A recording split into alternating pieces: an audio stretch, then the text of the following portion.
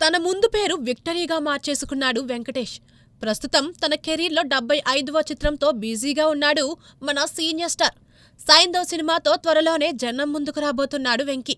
దర్శకుడు శైలేష్ కొలను ఈ యాక్షన్ థ్రిల్లర్ని రూపొందిస్తుండగా శ్రద్ధా శ్రీనాథ్ హీరోయిన్గా నటిస్తోంది. గత కొన్నాళ్లుగా సినిమాల సంఖ్యను తగ్గించిన వెంకటేష్ వరుస హిట్స్ మాత్రం అందుకుంటున్నాడు. గురు, నారప్ప, దృశ్యం, F2 వంటి సినిమాలు రీసెంట్ టైమ్స్లో ఆయన ఖాతాలో పడ్డాయి. అయితే ఆచితూచి సినిమాలు చేస్తున్న మన వెంకీ సైంధవ్ కూడా బాగా ఆలోచించే సైన్ చేశాడట.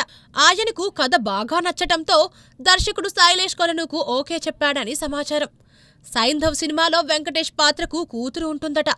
తనకి ఓ అరుదైన వ్యాధి సోకుతుంది. ప్రాణాపాయం తప్పాలంటే 15 కోట్లు విలువ చేసే ఇంజెక్షన్ చేయించాలి. దానికోసం తండ్రి ఏం చేశాడనేదే స్టోరీ అంటున్నారు. ఇందులో నిజమేంతో మనం చెప్పలేం కానీ అప్పట్లో గోపీచంద్ ఓ సినిమా చేశాడు, గుర్తుందా?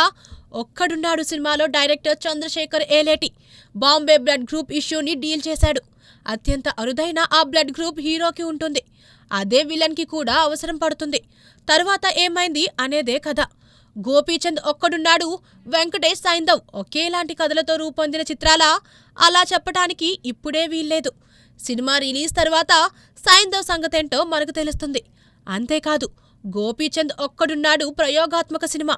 కానీ సైంధవ్ అన్ని కమర్షియల్ హంగులతో రాబోతున్న యాక్షన్ ఎంటర్టైనర్. కాబట్టి రెండింటి స్టోరీ ఎక్కడైనా కొంతవరకు కలిసినా ప్రేక్షకులకు ఆ ఫీల్ మాత్రం రాదని క్రిటిక్స్ అంటున్నారు. చూడాలి సైంధవ్ బాక్సాఫీస్ వద్ద ఏ రేంజ్ కలెక్షన్లతో సమరానికి సై అంటాడో.